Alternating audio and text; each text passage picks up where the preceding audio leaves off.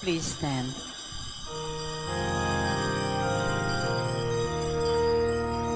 My soul proclaims the greatness of the Lord.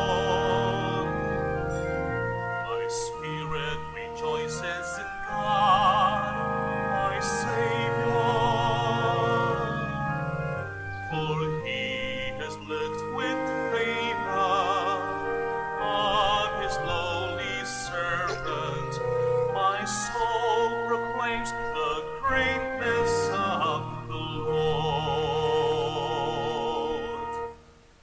In the name of the Father, and the Son, and the Holy Spirit, Amen. the grace of our Lord Jesus Christ, and the love of God, and the communion of the Holy Spirit be with you all. And with your spirit. Magandang umaga po sa inyong lahat, and welcome to the Minor Basilica of Our Lady of the Rosary of Manaoag. My dear friends, as we begin our celebration of the Holy Eucharist, we once again first call to mind our shortcomings, our infidelities, our sinfulness. And we ask pardon so that we can prepare ourselves for a meaningful celebration of these sacred mysteries. So we all begin by saying, I confess To Almighty God, and to you, my brothers and sisters, that I have greatly sinned in my thoughts and in my words, in what I have done and what I have failed to do, through my fault, through my most grievous fault. And therefore I ask the Blessed Mary of our Virgin, all the angels and saints, and you, my brothers and sisters, to pray for me to the Lord our God. And Almighty God have mercy on us, forgive us our sins, and bring us to everlasting life. Amen. Lord have mercy. Lord, have mercy. Christ have mercy. Christ, have mercy. Lord have mercy. Lord, have mercy. Let us pray. O God, who sent your only begotten Son into this world to free the human race from its ancient enslavement, bestow on those who devoutly await him the grace of your compassion from on high, that we may attain the prize of true freedom through our Lord Jesus Christ, your Son, who lives and reigns with you in the unity of the Holy Spirit, one God, forever and ever. Amen. Amen. Please be seated.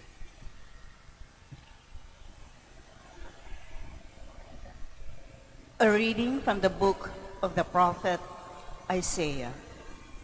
Thus says the Lord God, the Holy One of Israel, O people of Zion, who dwell in Jerusalem, no more will you weep. He will be gracious to you when you cry out. As soon as he hears, he will answer you. The Lord will give you the bread you need and the water for which you thirst. No longer will your teacher hide himself, but with your own eyes you shall see your teacher. While from behind a voice shall sound in your ears, this is the way, walk in it. When you would turn to the right or to the left, he will give you rain for the seed that you sow in the ground, and the wheat that the soil produces will be rich and abundant. On that day, your flock will be given pasture, and the lamb will graze in spacious meadows. The oxen and the asses that till the ground will eat silage tossed to them with shovel and pitchfork. Upon every high mountain and lofty hill, there will be streams of running water. On the day of the great slaughter, when the towers fall, the light of the moon will be like that of the sun, and the light of the sun will be 7 times greater, like the light of 7 days. On the day of the Lord binds up the wounds of his people, he will heal the bruises left by his blows. The word of the Lord. Thanks be to God. Blessed are all who wait for the Lord. Blessed are all who wait for the Lord. Praise the Lord, for he is good. Sing praise to our God, for he is gracious. It is fitting to praise him. The Lord rebuilds Zion, the dispersed of Israel he gathers. Blessed are all who wait for the Lord. He heals the brokenhearted and binds up their wounds. He tells the number of the stars. He calls each by name. Bless are all who wait for the Lord. Great is our Lord and mighty in power. To his wisdom there is no limit. The Lord sustains the lowly, the wicked he casts to the ground. Bless are all who wait for the Lord. Please stand. Alleluia, alleluia. The Lord is our judge, our lawgiver, our king. He it is who will save us. Alleluia.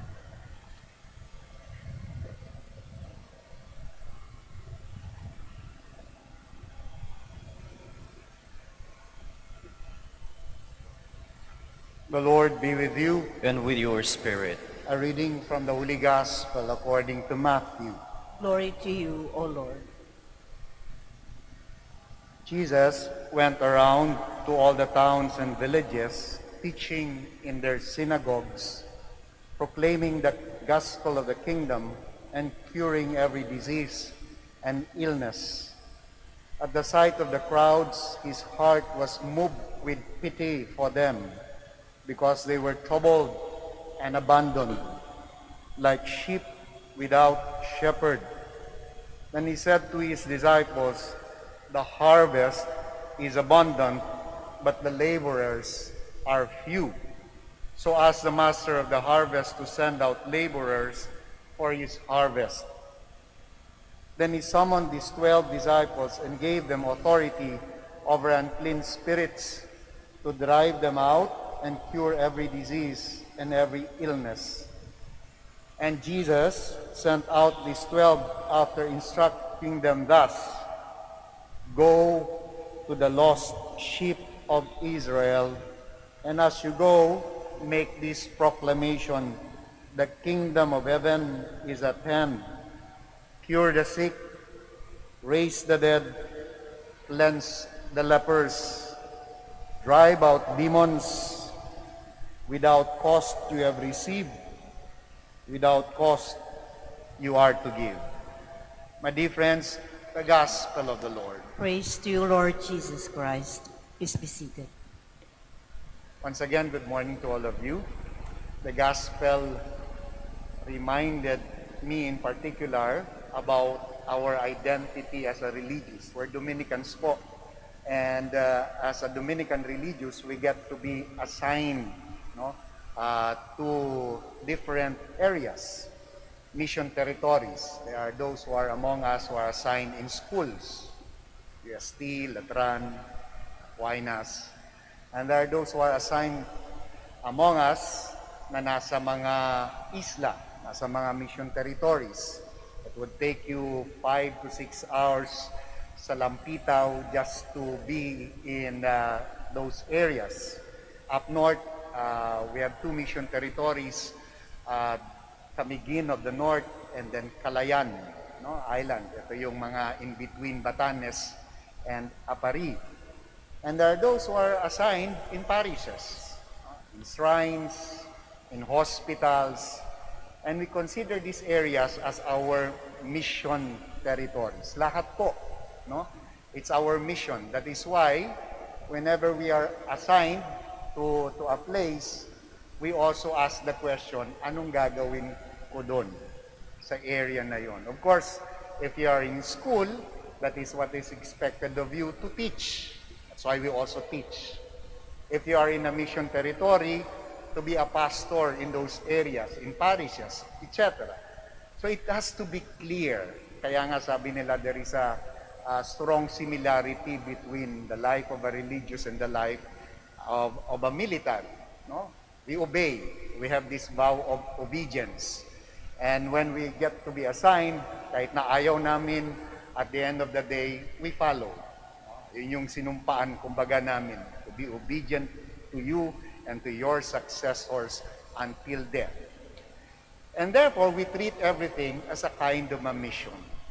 Why did I remember that? Because the gospel that we read today is all about the mission that the Lord has given to His apostles. There is clarity there.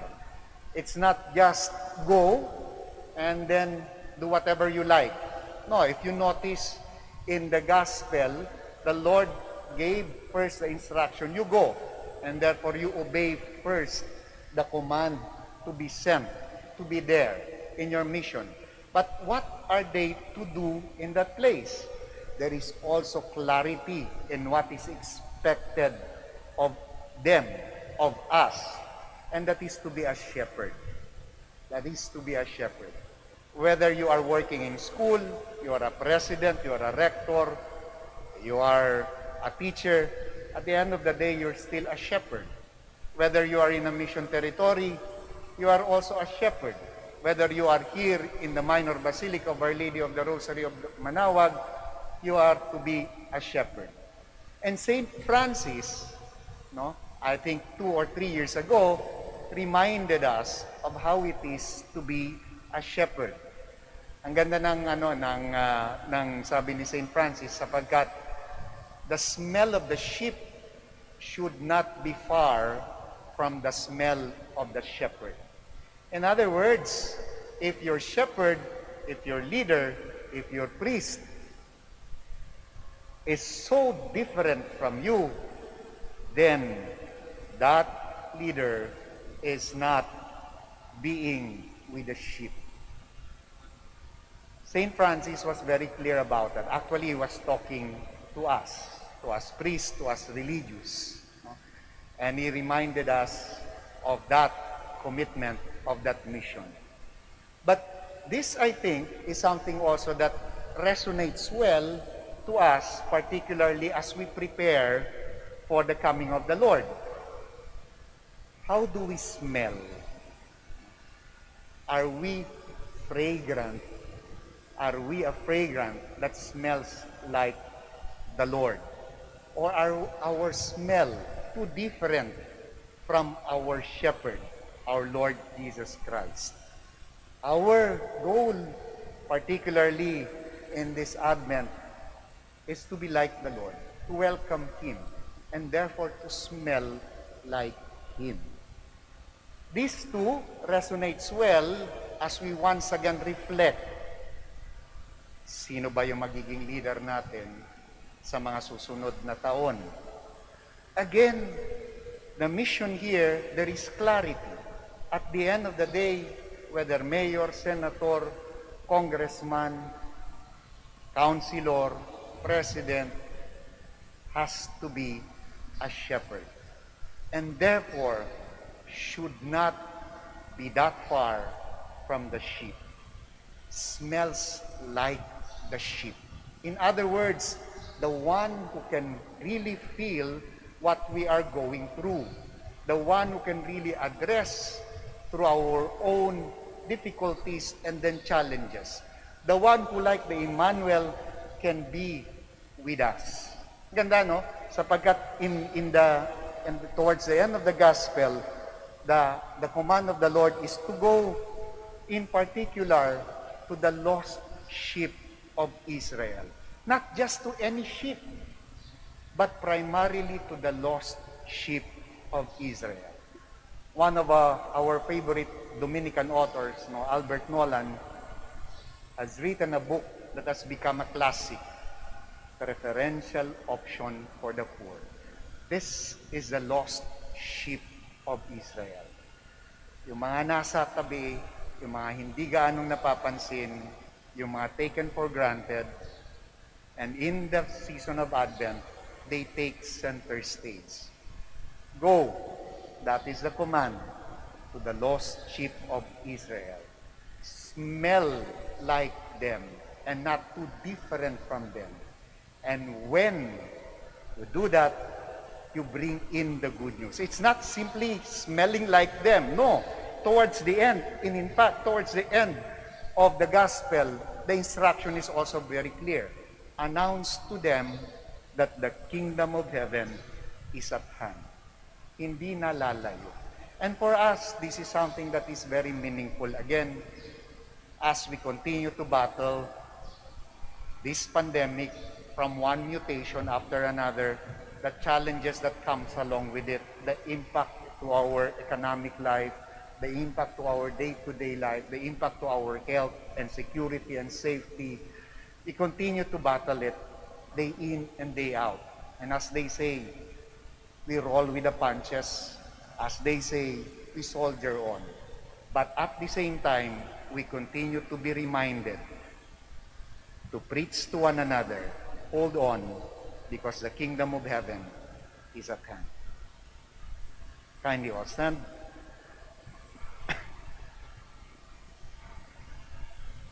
God the Father has invited us to be His ministers to spread the good news of salvation. We pray for the grace to recognize the dignity of our mission and the necessary strength to carry it out. And let your response be, Lord, hear our prayer. Lord, hear our prayer.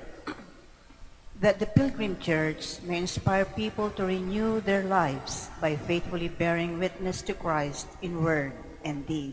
Let us pray to the Lord. Lord, hear our prayer. That missionaries in foreign lands may be effective in bringing the gospel of salvation to all they meet by their witness of life. Let us pray to the Lord. Lord, hear our prayer. That parents may communicate their faith to their children by the holiness of their life. Let us pray to the Lord. Lord, hear our prayer. That the sick, the elderly, the handicapped, the lonely, and the brokenhearted may feel the love of Christ through the care of their families and friends. Let us pray to the Lord. Lord, hear our prayer. That those who have died may enjoy everlasting peace in God's presence. Let us pray to the Lord. Lord, hear our prayer. We also pray in a very special way for all the devotees of Our Lady of the Rosary of Manaoag, for their well-being, for their health, and for their safety. We pray to the Lord. Lord, hear our prayer.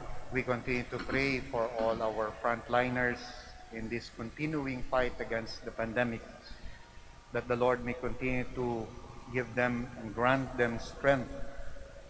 We also pray for the enlightenment and guidance of our leaders, both in the church and in the government. We pray to the Lord. Lord, hear our prayer. Now we pause for a while, and in silence you may now offer your personal intentions.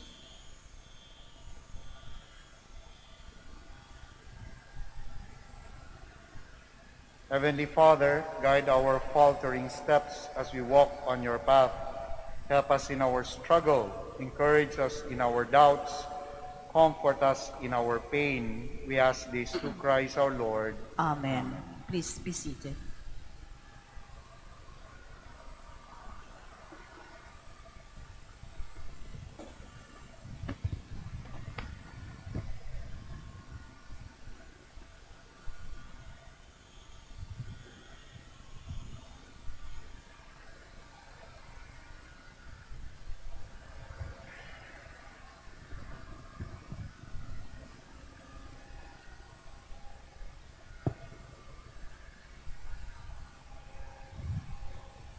Blessed are you, Lord, God of all creation, for through your goodness we have received the bread we offer you, fruit of the earth, work of human hands.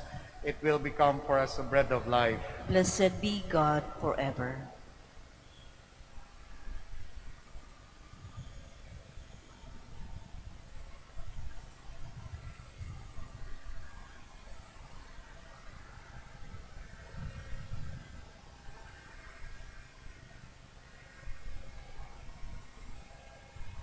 Blessed are you, Lord, God of all creation, for through your goodness we have received the wine we offer you, fruit of the vine, work of human hands. It will become our spiritual drink. Blessed be God forever.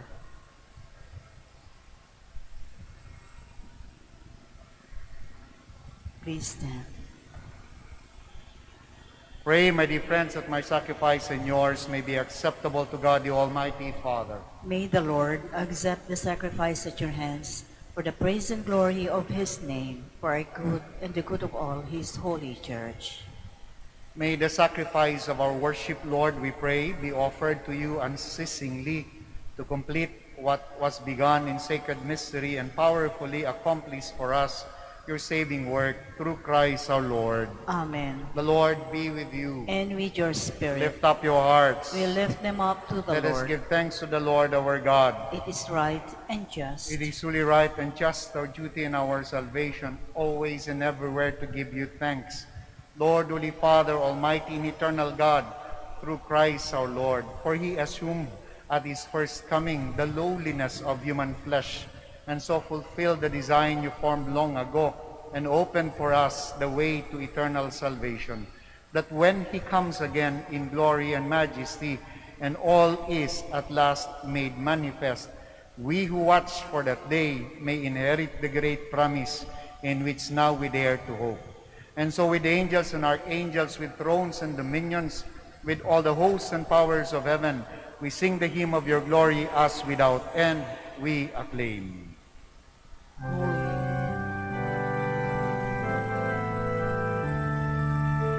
Santo, Santo, Santo, Panginoong Diyos ng mga hukbo. Napupuno ang langit at lupa ng kadakilaan mo.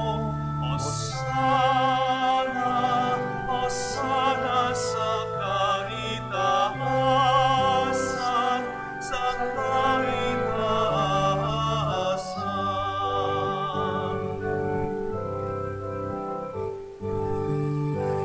Pinagpalang naparito sa ngalan ng Panginoon.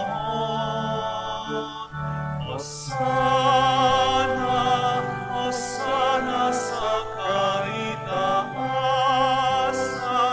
sa kaitaasan,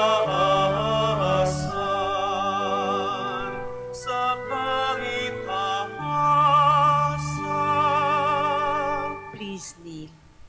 You are indeed holy, O Lord, the fount of all holiness. Make holy therefore these gifts, we pray, by sending down your Spirit upon them like the dewfall, so that they may become for us the body and blood of our Lord Jesus Christ. At the time he was betrayed and entered willingly into his passion, he took bread and giving thanks, broke it, and gave it to his disciples, saying, Take these, all of you, and eat of it, for this is my body, which will be given up for you.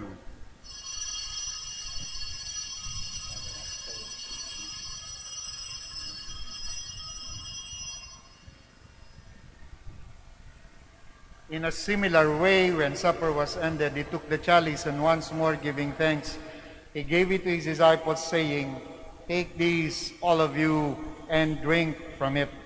For this is the chalice of my blood, the blood of the new and eternal covenant, which will be poured out for you and for many, for the forgiveness of sins. Do this in memory of me.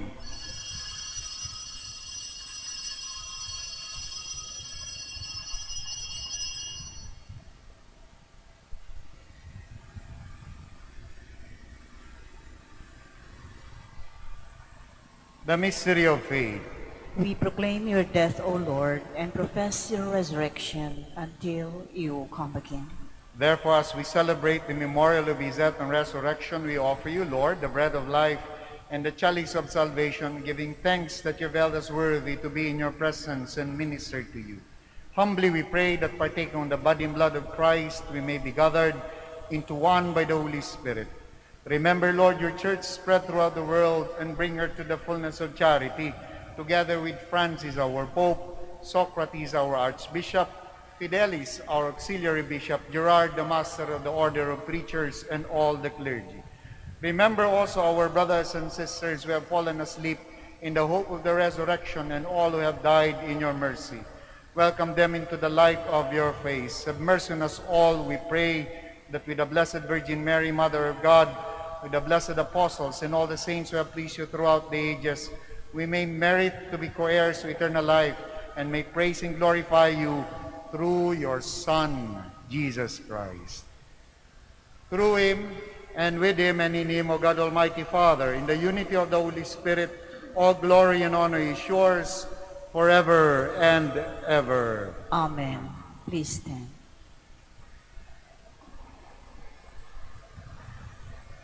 At the Savior's command and formed by divine teaching, we dare to pray.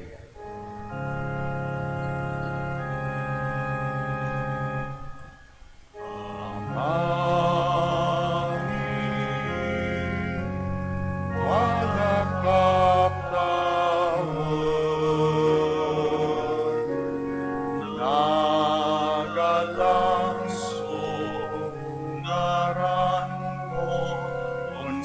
Kapitsi kami, panarian mo, pulo'y ginawang tiyatagi.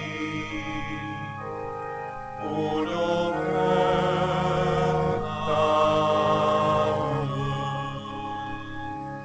Say kanan mi ilagaw, itermot si kami aluhayan. Nagpaakin ko'y nasalangin, pulong laman ang kasalanay ng kasalanan. Kasi kami ang kami, ikaw ang gusto. Ilaban mo kami. Amen.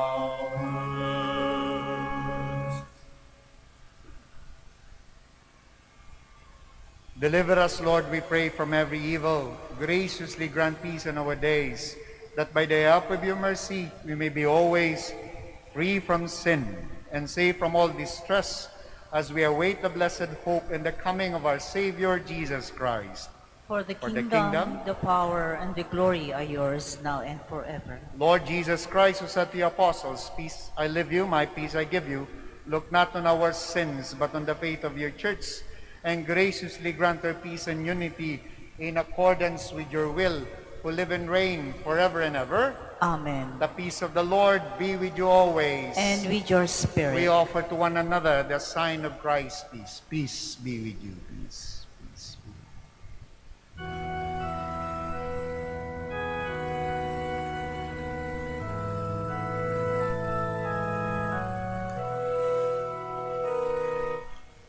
Lamb of God, you take away the sins of the world.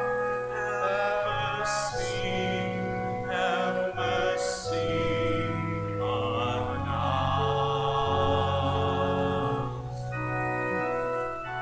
Lamb of God, you take away the sins of the world. Have mercy on us.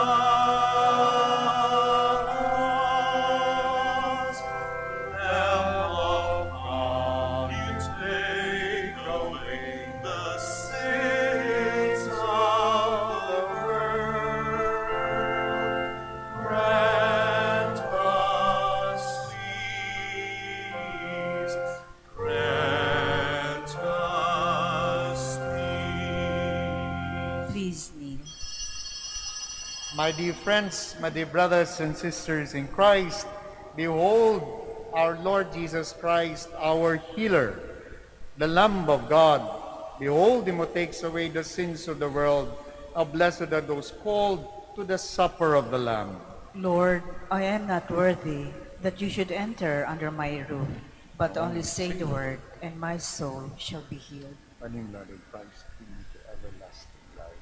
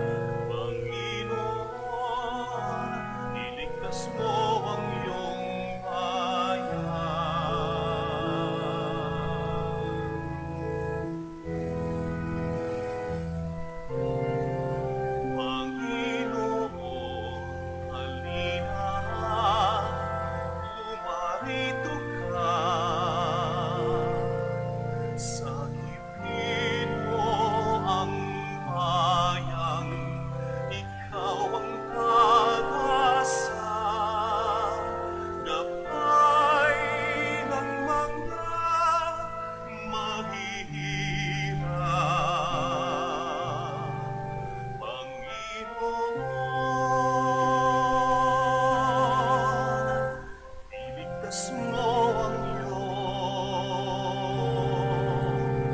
bayan.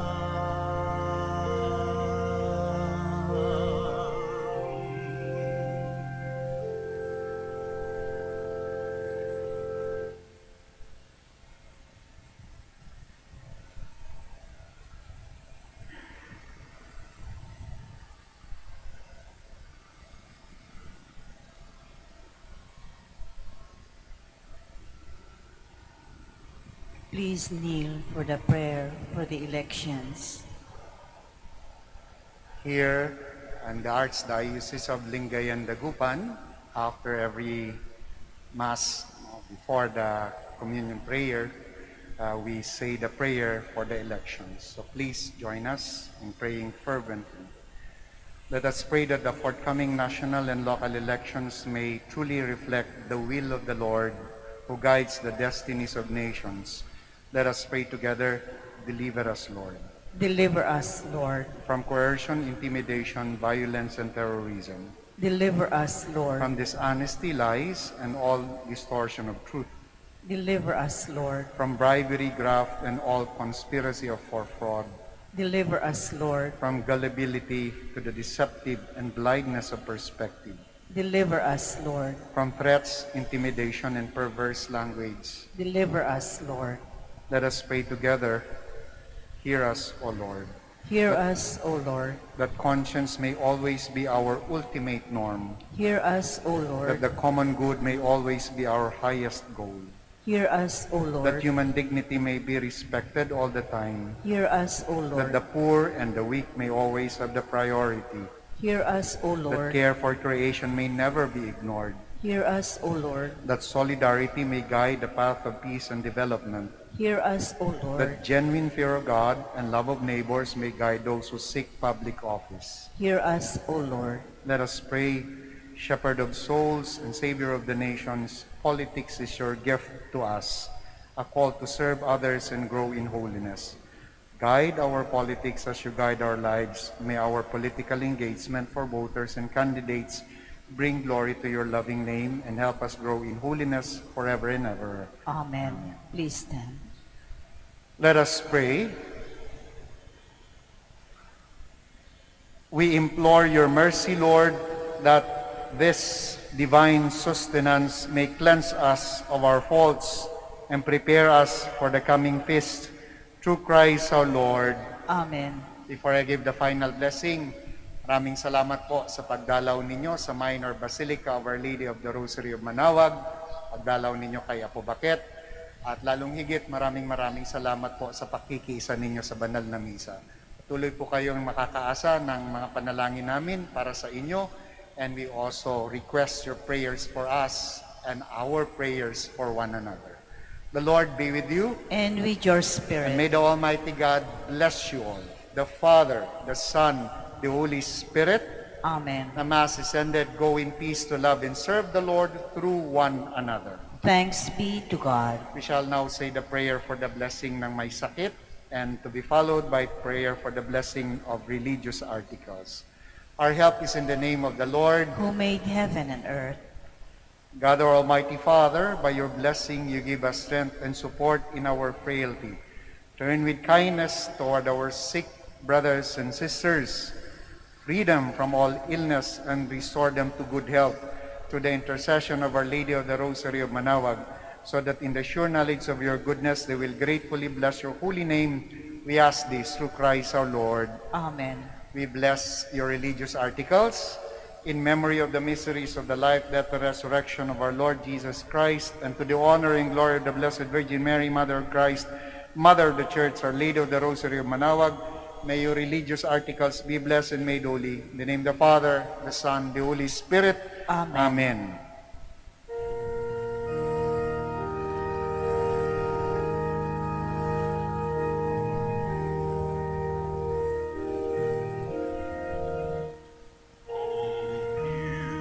Beautiful Mary, our loving Mother, do help us and lead us to our way to